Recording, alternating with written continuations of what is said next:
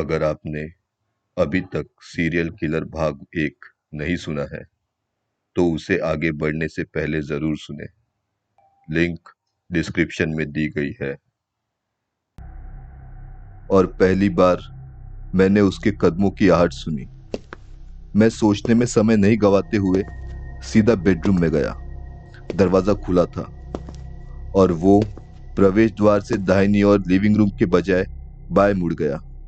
फिर वह दूसरे दरवाजे से पीछे के रूम में जाकर छिप गया और मैं यह सोचता रह गया कि उसे कैसे पता था कि मैं उसी तरफ जा रहा हूं। मैं धीरे धीरे कॉरिडोर में चला गया। मेरी थोड़ी ही दूरी पे एग्जिट था। मैंने राहत की सांस ली और दरवाजे का नॉब पकड़कर घुमाया, पर वो नॉब घुमा ही नहीं, वो बंद था। शिट! क्या इन दरवाजों को अंदर से भी बंद किया जा सकता है?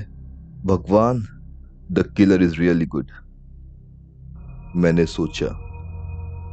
मैं पीछे मुड़ा और अंधेरी गलियारों में देखने लगा।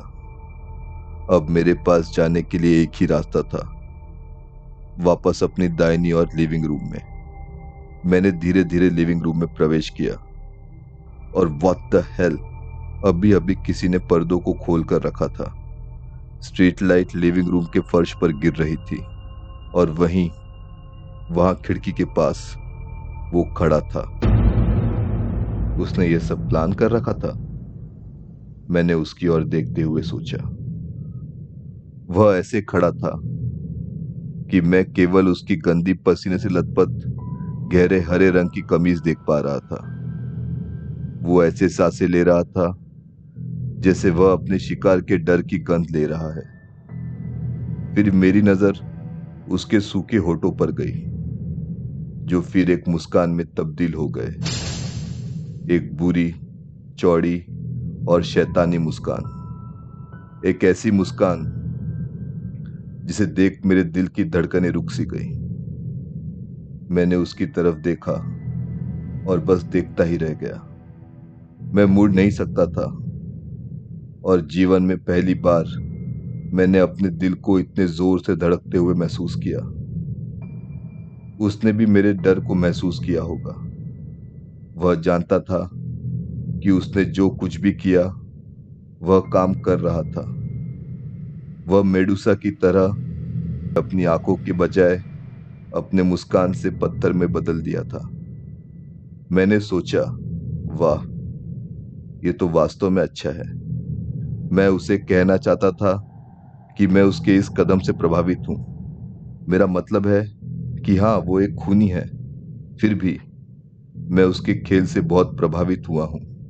उसने ऐसा कुछ भी नहीं किया, जैसे मेरी ओर बढ़ना या हाथ में चाकू पकड़कर मुझे कहना कि यू आर डेड या कुछ भी ऐसा। और हम दोनों जानते थे कि उसे ऐसा करने की जरूरत भी नहीं है। अब मैं उसके चंगुल में फंस चुका हूं और ऐसी स्थिति में कोई कुछ नहीं कर सकता था। चाहे कोई भागे उसके तरफ या उसके दूर, वह उससे बच नहीं सकता था। चाहे कोई रोए, चिल्लाए या चुप रहे, फिर भी वह उससे बच नहीं सकता था। यह उसका खेल था और उसी के नियम थे। इसलिए मैंने वह काम किया जिसकी उसे उम्मीद नहीं थी। मैंने सीधे उसकी आंखों में आंखें डाली और उसकी तरफ देख मैं भी मुस्कुराया। कुछ देर तक कुछ नहीं हुआ।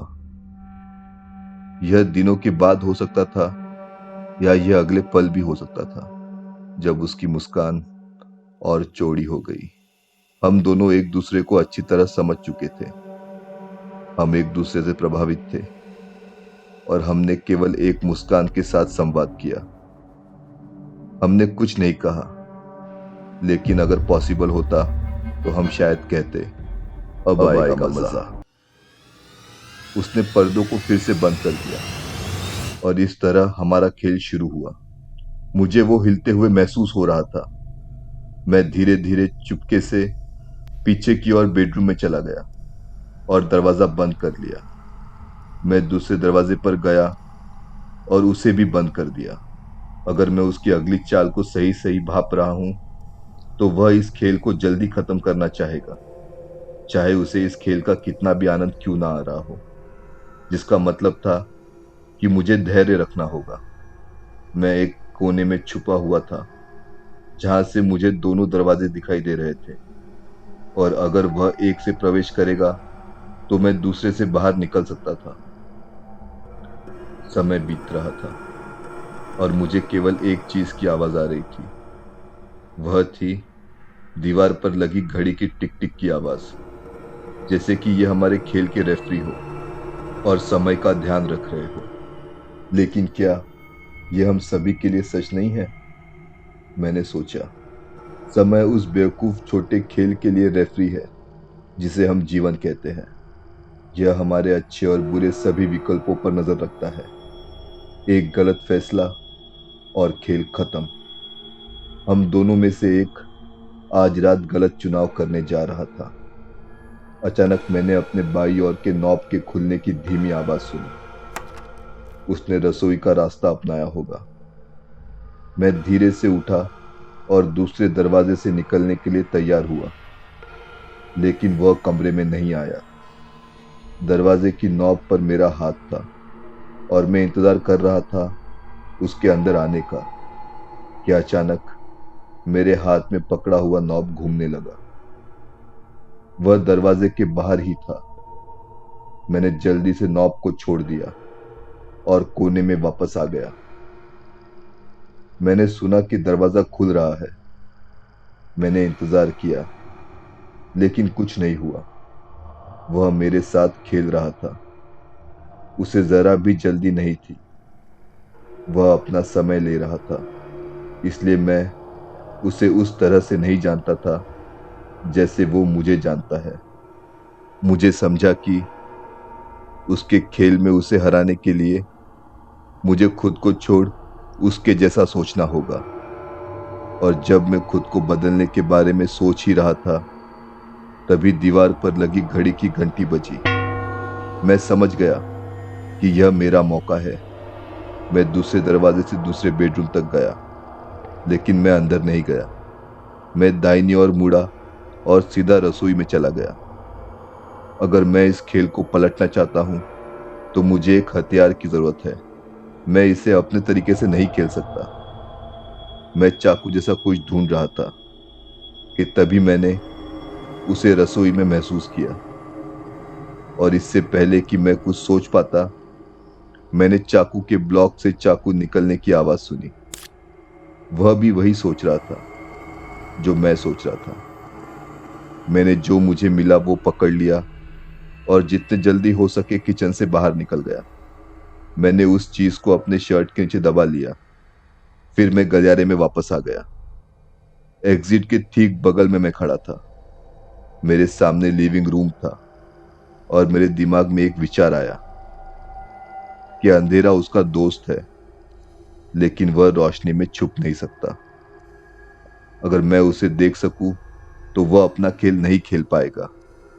मैं लिविंग रूम के अंदर चला गया, खिड़की के पास पहुंचा और मेन स्विच को पकड़ने के लिए अपना हाथ बाहर निकाला, लेकिन स्विच के बजाय मेरे हाथ ने कुछ और पकड़ा, कुछ बड़ा, पसीने से लथपथ और ठंडा।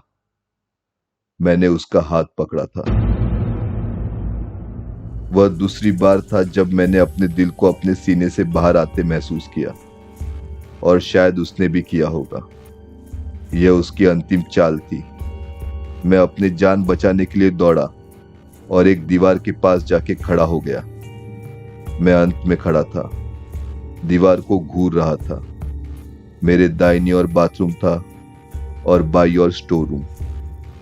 वह शायद मेरी ओर बढ़ रहा था। अब कहीं जाना नहीं था।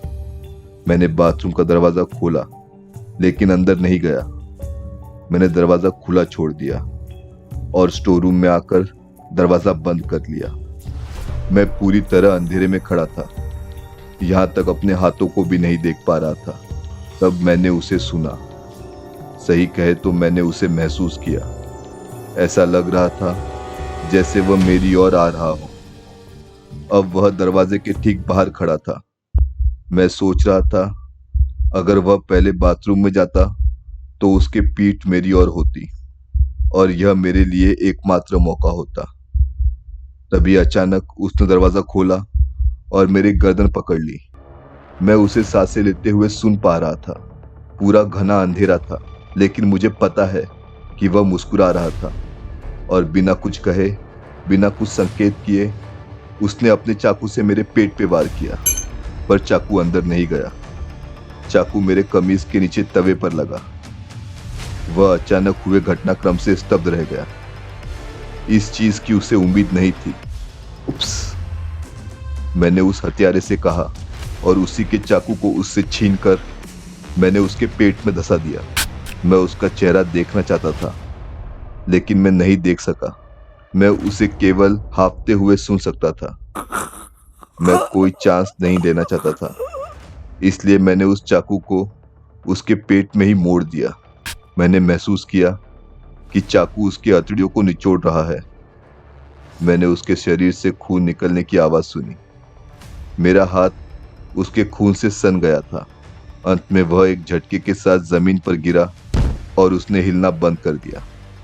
अब खेल खत्म हो चुका था। मैं अपनी जीत का जश्न भी नहीं मना सका, क्योंकि मैंने ड्राइववे में एक कार के आने की आवाज सुनी। अब मैं केवल एक ही काम कर सकता था। मैंने उसके सीने से चाकू निकाला, उसके कपड़ों पर पोंछा और दरवाजे पे तैनात हो गया। मैं दरवाजे के पीछे छुप गया था और मैं मुस्कुराया, क्योंकि मुझे पता था कि अब कोई भी मेरे शाम को बर्बाद नहीं करेगा। आखिर उस रात शहर में सिर्फ 2 सीरियल किलर थे। एक स्टोर रूम में मरा पड़ा था और दूसरा दरवाजे के पीछे हाथ में चाकू लिए आप लोगों का इंतजार कर रहा था।